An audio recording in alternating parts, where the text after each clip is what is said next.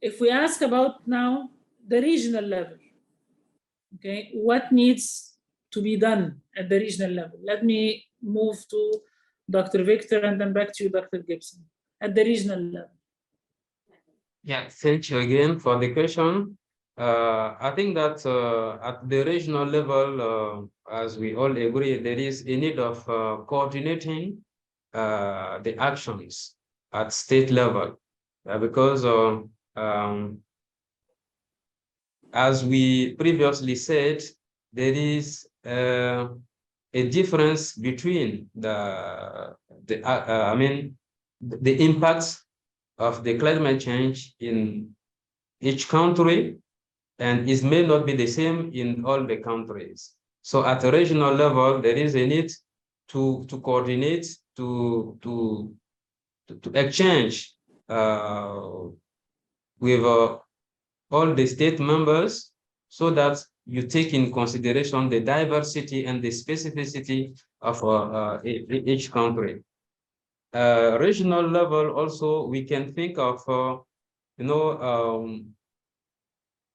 looking for global funding at the regional level. If where the government cannot be able to stand to finance, the regional level, they should have a way to advocate for financing this regional action, this regional adaptation to the climate change. Yeah, so regional level should have this plan, like this mandate of advocating for the region, the specificity of the region, and also how to finance the actions in the state members. And you have some of these regional institutions who are already there, but what we see is that at the end, there are ideas of supporting, of helping, but the funds are not there. There are promises of financing, but it never comes the way that they plan it. And this can also affect the capacity of the country to help the community to cope with the questions. For example, when you come to the renewable energy, to implement it in the country, you need to make some policies for importation of the materials, for example. And if you don't have any help to facilitate the importation for a landlocked country, for example, it will be definitely very tough for this country to have the renewable energy material in the country and then switch on this particular energy. But if at a regional, there is a framework of consultation, a landlocked country with a country that have access to sea, yeah, you can discuss and agree on how they assist each other, to facilitate some transaction. Yeah. So at this point, this is what we. Thank you so much. Yeah. Okay, we'll come back to this again, Dr. Gibson, again at the regional level. Yeah. Okay. I'll just to add okay. on what the colleague has just said. I think we also do have at regional level the opportunity to also come up with, firstly, have the recognition that we have the climate change issues might not necessarily be country specific, but they also affect us as a bloc or as a continent. So we also need robust strategies at the regional level to be able to address this. Just an example which touches on one of the issues that we had actually talked about earlier on. If you look at as an example, the Southern African Development Community, they do have a climate change adaptation strategy for the water sector. So you could have multiple sectorial strategies on how you are going to address this issue at the regional level. So with that water strategy, they are also looking at developing adaptive water development, water resource development within the SADC area. And I suppose this could also cascade to other regional economic blocks. So, and mobilization of resources, therefore, can also be done at regional level, where you are saying some of the initiatives go beyond the competencies of a particular country, but requires a collective and collaborative effort at regional level. So having those strategies which are sectorial and targeting specific initiatives would help. Okay, how do you, however, get over the differences between countries? I mean, I imagine now at the regional level, country representatives are sitting and discussing a water issue or discussing a mining issue, okay, but they are at different levels of development. How do you make it fair? How do you take care of their specificities? How? Yeah, I think if you look at the way regional protocols have been arrived at, and I think there's a principle there of that you also regard the issue of differential levels of development within that. And I think there could be also other compensatory mechanisms that can happen where a particular country is losing out by joining within a regional community. So I think that principle would still apply to say how, when we are dealing with these issues, how do we deal with country specificities? But you are right, when you come to these regional issues, you might have very strong national issues where some countries might not want to move because they will probably be losing out against the other. But I think this is also the issue of diplomacy and coming up to see what could be a solution to a regional problem which goes beyond a country. But like you said, it's not easy. There are very difficult negotiations that we might have to come with it. At the regional level right now in Africa, are there regional organizations that are clearly pronounced as dealing with climate issues and having discussions about that? Or is this something that's not there and we hope it would be? Coordination committees, do they actually exist? Like the example that I've given you from where I'm coming from, the Southern African Development Community, they do have a Southern African framework for climate change policy. So the framework is there, which countries have signed to. And also the national actions that are being done are also going to be aligned within the context of the regional plans. Okay, are there others other than this one? Because we could recommend the creation of more of these if this is working and countries are becoming part of it and hopefully reaching a regional position of some kind on certain issues and improving the adaptation readiness of all. Are there others that are in the making that exist? Dr. Victor, perhaps? Do you have something here? Yeah, there are others also in West Africa. You also, for example, have the ECOWAS that has also some climate change consideration.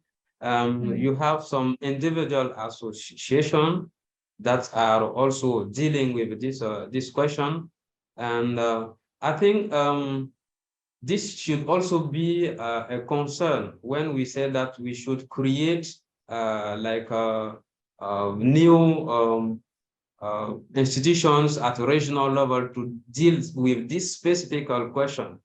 Because, you know, the more you have institutions, the more you will need also funds to make this institution functions. So as I said previously, this question should be considered in all the policies makers. You know, so we already have regional institutions like ECOWAS that I mentioned, for example. So why we shouldn't have just a direction for climate change in ECOWAS instead of creating a regional institution for specifically climate change? Because, you know, when the bigger is the institution, the the more expensive it will be also to make it function. So I was just thinking of this kind of approach. Yeah, it will be more expensive, but at the same time, it will be more visible, okay, as a body, and therefore it can interact with international organizations better. I mean, I'm just brainstorming with you. I'm thinking out loud. Yeah, sure. Is this the case or not necessarily? This not necessarily, because these regional institutions, they already have an experience of advocating, negotiating, managing these state members. So they already know the place. So it will be a gain of of time, instead of this new institution coming, starting to implement, to get in touch with each state members.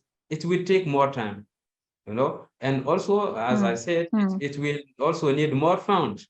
Yeah, but I'm thinking of, if we have specific direction, like coordination units in this institution to deal with the specific question of climate change, I think it will be more better. Yeah. Okay. Thank you very much. Okay, we have about 5 more minutes to go, but just to give you yes, one Dr. else. Gibson, go ahead. Yes, you also look at the COMESA. I've just been checking. They also have a COMESA 2020 to 2030 strategy on climate change.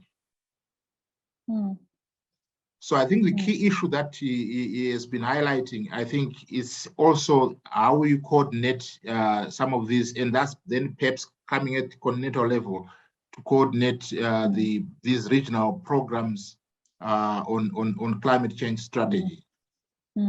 Thank you for mentioning COMESA, because I was going to ask. I mean, those are strong regional initiatives. So there has to be the climate can be built in. So you're absolutely right. Build, and this would cut on the funding as well. Speaking of the point that our brother was talking about, let's talk about existing. Let's talking about existing regional cooperations already, and have the climate dimension and the sectoral dimension included as much as possible. Okay, one more questions. A lot of what we talked about is there at a very limited level, and we need to have it much bigger and much more pronounced at the level of all of Africa to benefit the continent. Okay, what is it that is most urgent that we need from the international organizations and from the COP27 that is coming up in November? Okay, the most urgent. Okay, if you are there on the negotiation table and you are there to ask what you need, okay, other than just general idea of finance. Okay, if we talk about specificities, specific things in relation to all the parameters that we mentioned, what would be the points that you would want to call for and ask for at the global level in such meetings? Dr. Gibson. Yeah, but I think the point you raise is a very critical one. We can't run away from the issue of financing. But no, I don't want you to run away. I just want you to be specific. I don't want you to run away from it. It is critical. Okay, okay. but for example, okay, one can say, well, there is a need for financing, and stop there. But then we can say there is need for financing education in Africa, because this is going to improve the capabilities of the communities. There is need to finance the creation of the institutional framework and the capabilities of the government to be able to handle things locally and regionally. This is what I mean. But one cannot run away from finance. We need finance, but we need for what and from whom as much as possible. This is what I meant. Thank you very much.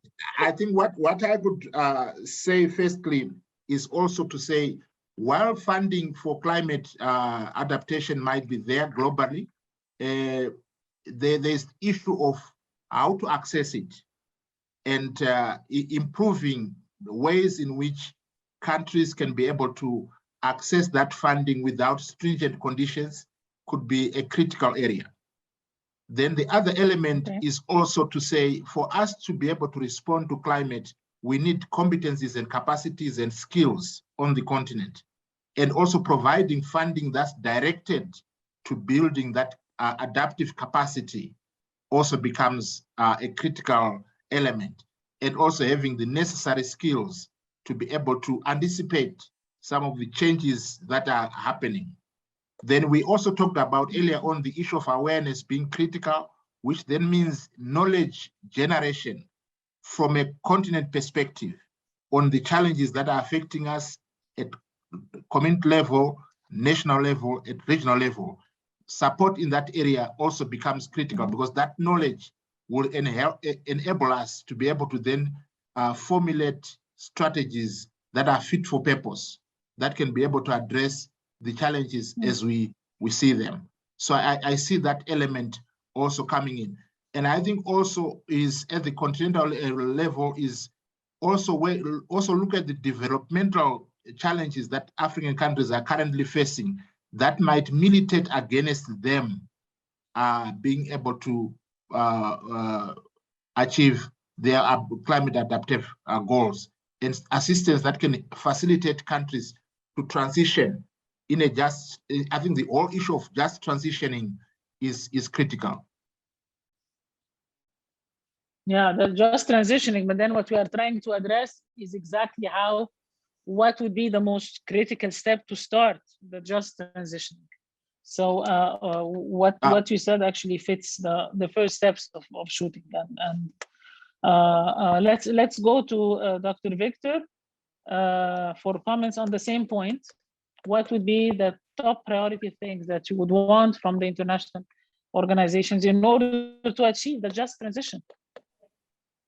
Yeah, I think every aspect is a key, is a must when it comes to addressing, this question that affect all the sectors of the life. So it will be really difficult to say this is the first thing we have to do. This is the only thing we have to do. We have to consider it as a transversal question. And that is why I think I will start, for example, to say that we should, for example, think about to reduce the debt of these low income countries, because up to now, this debt is still there and the countries are fighting to cope from this debt. And it's there from since decade, and we are still in it. And to get out this debt, these countries are fighting to develop their country. And then this is where we said, for example, that it will be necessary for the international community to give compensation to these countries who are coping, who are fighting to cope from the development issues. And this should be done through financing education, because as I mentioned, when you finance education, you will really reach the individuals, and that's where the awareness will start. And then it will come with the change in the way the mind changing, the way we do with the climate change on a daily basis. You will also, we can also think of financing health, because for a child to go to school, he needs to be healthy. He needs to be fed. You see, so for a child who doesn't have food even once a day, and you come to talk about climate change, you never pass. It will never go through. You see, so health is a point to finance. It's a point that also affects the country, because you have, when you have, for example, one case of cholera, it's all the country that is declared of being in epidemic. And this is coming due to the consequence of the climate change, you see? So if you don't address, if you don't consider health in the priority of the adaptation to this climate change, you are definitely missing something, you see? Yeah. So just to mention it, this is what I can quickly mention regarding what can be key points of action when we go to this COP27. Okay, thank you very much. I think those last few points are extremely powerful. All right, we definitely need to ask for cancellation of all debt, because this is constraining the ability of countries to develop and they need to develop. One more point. Excuse me, just one more point that I forgot to mention, but this is also a crucial question in the Sahelin countries that we are. It is the question of security, for example. Security is also a transversal question. If you have a health facility and you are not, and the way to get to that health facility is not safe, you will die at home. If you have your farm that you cannot reach because of security reason, you will never be able to grow your farm. And you know that these Sahelin countries, they have 80% of their population who are farmers. And today, because of security question, they cannot go to their farm. And it is a serious problem. I think it's something also that affects the action that we are planning to adapt the climate change. You see, for example, the forests that we protect have become out-of-reach areas, because this is where these armed groups they are living, So security is also a must, and it's something for us, Sahelin countries, it has to be included in the discussion. At the regional and at the local level, we cannot ask the international organizations to help with the security, but definitely the countries need political maturity, okay, and better control, and it's all associated with poverty.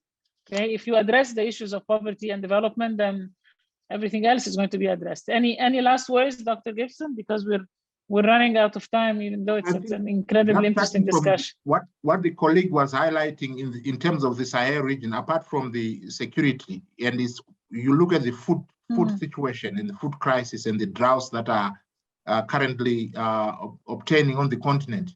These are realities that we would have to face as we go to COP27. And also you look at the energy issues and the energy deficits that we have on the continent, while at the same time we need to look at addressing adaptation issues. These are issues that we need to look at. So I think that would be my point in terms of also considering the whole issue of the food crisis that's there, and how countries can be helped to move out of that, and also enhance productivity in terms of the agricultural value chain by employing smart agriculture, or investing in that area to boost food production on the continent, which addresses the poverty issue that you talked about. Thank you very much. Thank you very much. The issues that we addressed at the end are issues that deal with the symptoms of the problem, and issues that deal with the core and the reality of the problem. The food crisis and the food situation is actually a symptom. It's an outcome of a situation. So we need to deal with the situation itself, and also, of course, deal with the symptoms, because it's hitting the people big time. Dr. Sanon, Victor, would you like to say something as a last word? Senior, I will say Dr. Sanon Victor Senior, because I have next to you your colleague who did a great job at the climate level. Do you want to add anything? Do you want to add anything? No, nothing. Even in French, if you want. Couple of sentences, if you want. Maintenant c'est bon là. C'est bon. Donc, c'est juste vous remercier pour cette opportunité que vous nous avez donnée d'échanger sur la spécificité du Burkina par rapport aux préoccupations de la COP27. Merci pour cette opportunité. Okay, and I will do the translation. It's a grand plaisir. Thank you very much for allowing the Burkina Faso to also talk about its specificity regarding this COP27. We are really honored, and we thank you very much for that. Thank you so much, and thank you so much, Dr. Gibson, and thank you for an excellent session, really. And I thank ACBF for recommending to incredible speakers to join us in this session. On the audience side, I was hoping to have a chance to open the floor for some comments, but there are very interesting discussions in the chat box. I strongly advise that you look at it, and thank you so much. Our last webinar is going to be next Tuesday, same time, and it's going to be about youth. So we're going to have very young people from Africa and look at how they see things. Okay, we're all of course very young, of course, but we're going to have younger ones, okay, to talk about how they perceive the issue of the climate and the expectations of COP27. Thank you so much for an excellent webinar, and I thank all participants also for the very rich chat box. Thank you so much, and I'll see you all next week. Thank you. Bye-bye. Bye. Thank you very much, and thank you, colleagues. Thank you. Bye-bye. Thank you. Thank you very much. Thank you.